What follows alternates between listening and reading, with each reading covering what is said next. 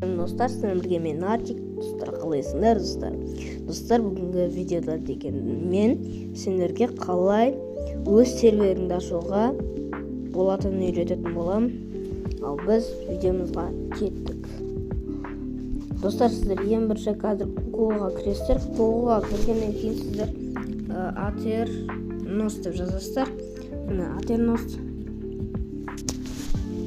Aternos шыққаннан кейін Aternos деп жазғаннан кейін сіздерде бірінші тұрған басасыздар. Одан кейін играть.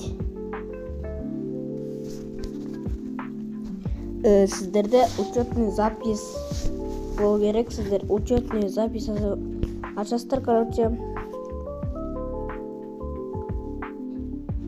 Сіздер учетный запись ашасыздар. Сіздер учетный запись ашқаннан кейін сіздерде өзіңнің серверіңді ашасыздар. Өзіңнің серверіңді ашқаннан кейін қазір достар, менде көп сервер жоқ тұр, сол үшін менде ашылмайды қазір.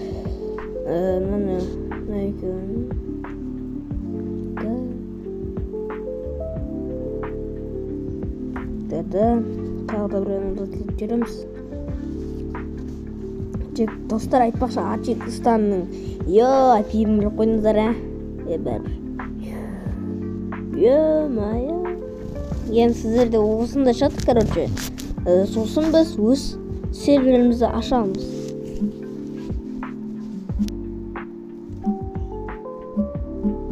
Видеоға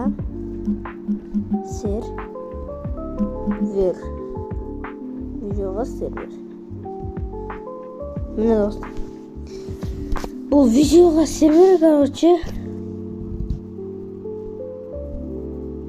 Енді біз нышке көшейік. Бұны әшейін қош бір бәле дей салайық.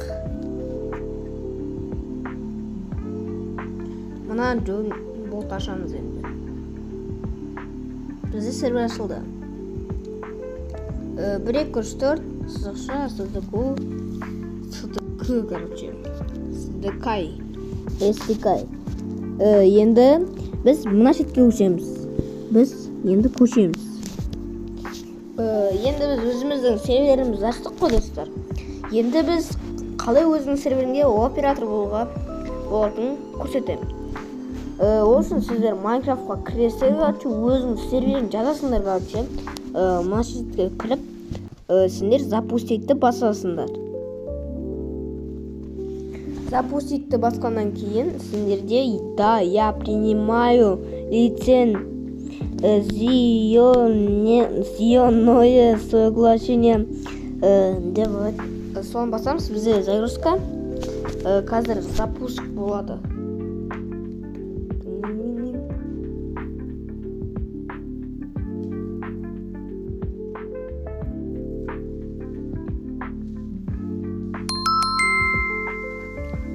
Енді біз мына шеттегі тұрған игрок кейді басамыз.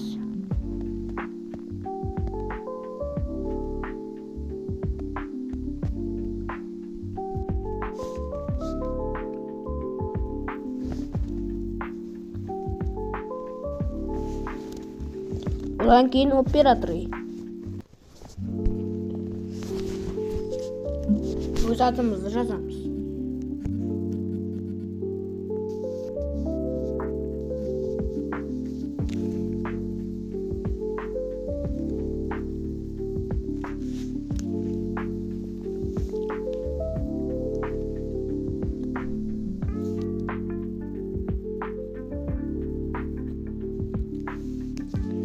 Так, достар, осымен мен сендерге қалай сервер ашады және өз сол ашқан серверіңде қалай оператор болатынын үйреткен болатынмын.